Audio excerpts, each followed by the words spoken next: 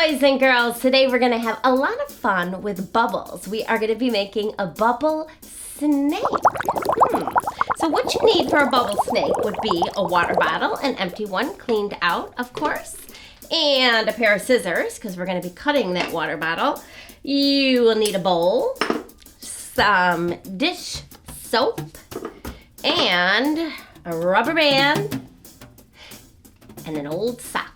If you have an old sock, you can ask your adult person, where are the unmatched socks? I bet you your adult person has a whole collection of them. So you just cut off so you just have this much left. Or if you don't have any old socks, you can use a washcloth. That works just as well too. So to make our bubble snake, we also need some water. And I'll get to this. It's called glycerin. We'll do that later. All right.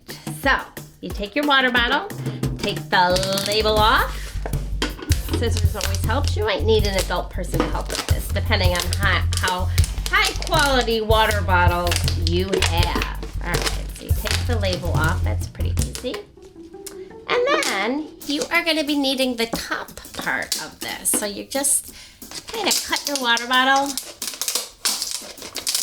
Have the top part, and that is the part we are going to use to blow, like blowing out a candle.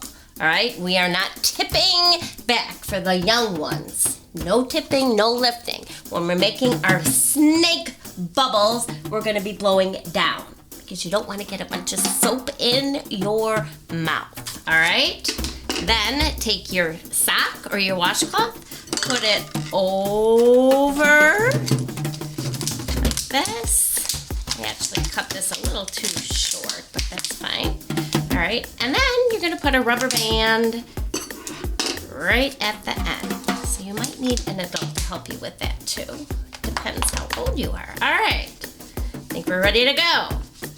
So put a little dish soap into a bowl. Whoops, I gotta open it. Do-do-do.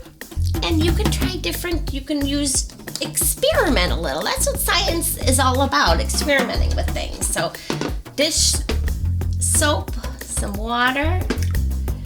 I forgot a spoon, but I'll just mix it with my hand. It's just soap after all. All right, and I have a big bowl because this activity is probably best to be done outside, but I'm inside, so. All right, let's see, how am I gonna do this? All right, so you take your little bubble maker, you dip it into the bowl with the soap. All right, and then it's time to blow.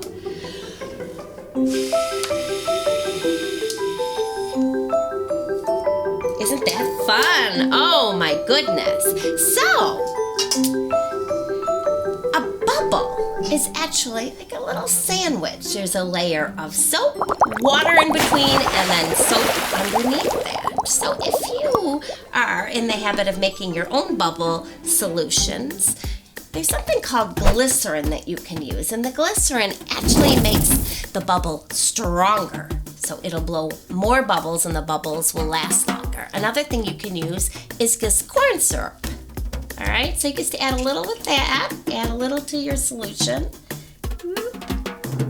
And you can, again, experiment. Try a little more, a little less to see. That's what science is all about, trying things out and seeing how they work. So let's just see if we notice a difference here after I add the glycerin. All right. And I'm gonna say this one more time. Always blow down. You don't want to lift it up. Little kids, that's the first thing they do. They want to lift it up to drink it because they're so used to drinking. But we're blowing. Blow down.